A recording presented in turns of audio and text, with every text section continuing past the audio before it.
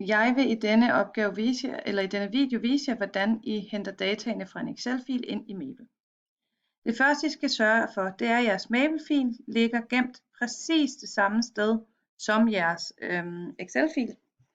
Og nu kan I se her, at min Excel-fil den ligger i mappen MapleStuff. Det betyder, at der skal min Maple-fil også ind og ligge. Så der gemmer vi den lige. Jeg er på MapleStuff her, så vi kan lige kalde den eksempel. Nu kan vi så se, at de ligger begge to i samme mappe. Alt burde være godt. Det næste jeg skal gøre, det er at hente den pakke af funktioner, som hedder Excel Tools ind, fordi det er den, jeg skal bruge til at indhente data. Det gør jeg ved at sige with Excel Tools. Der står ikke Excel der. Og så kan jeg lige trykke Enter og se, at jeg får adgang til de her funktioner nu, og det import, jeg skal bruge. Hvis jeg ikke synes, det er kønt, der er sådan en blå klat stående der, så kan jeg lige trykke kolon bagefter. Det næste, jeg skal gøre, det er sådan set bare, at jeg skal hente mine data ind. Jeg laver en variabel. Den her variabel hedder data. Den kommer til at indeholde alt det data, som er i min Excel-fil. Den kan jeg bagefter regne på, præcis ligesom hvis jeg havde tastet dataene manuelt ind i Excel, i Maple. Det vil sige, at jeg kan lave lineær regression på den, jeg kan lave residualplots, jeg kan alt muligt. Men jeg har bare lige brug for, at det ligger i en variabel. Jeg erklærer data noget, og det jeg gør, det er, at jeg erklærer den til at være de importerede data. Jeg importerer ved at sige import. Og import, den skal lige have nogle forskellige input med. For det første, så skal den have arkets navn med. Det var ikke så svært. Det næste, det er filens navn. Den næste skal have arkets navn. Hvis jeg arbejder med Excel, så ved I forhåbentlig godt, at der er forskel på et fil og et ark. Fil er det overordnet, ark det er nogen, der gør flere inde i en fil.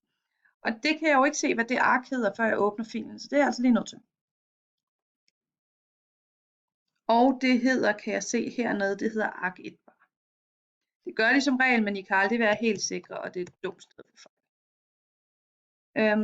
Det sidste jeg skal se, det er, hvor ligger dataene faktisk i mit ark. Der skal jeg tage øverste venstre celle, den hedder A2, og så skal jeg tage nederste højre celle, den hedder B72. A2 til B172.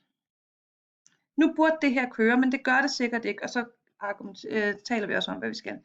En første ting, der i hvert fald kunne få det til ikke at køre, det er, at den her kvik er åben. Så inden jeg trykker Enter herinde, når jeg har fået de oplysninger, jeg vil have, inden jeg trykker Enter, det er, at jeg lige lukker min Excel. Det var første fejlfinding. Det var sikkert ikke nok. Det var ikke nok.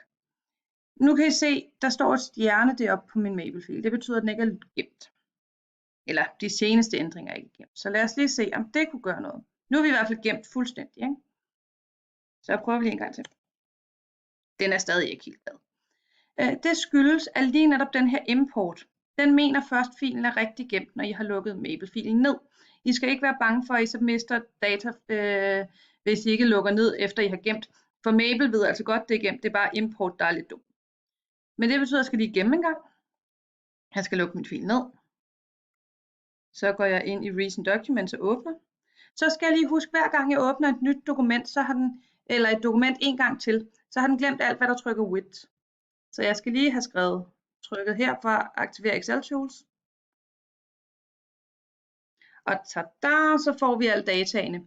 Så nu kan I se, nu er data altså blevet til denne her, det hedder en matrix, men denne her tabel, kunne vi sige, med alle dataene inden fra min tabel, inden fra mit Excel-fil. Og I kan også se, at der er 171 gange 2 rækker, eller gange 2 celler.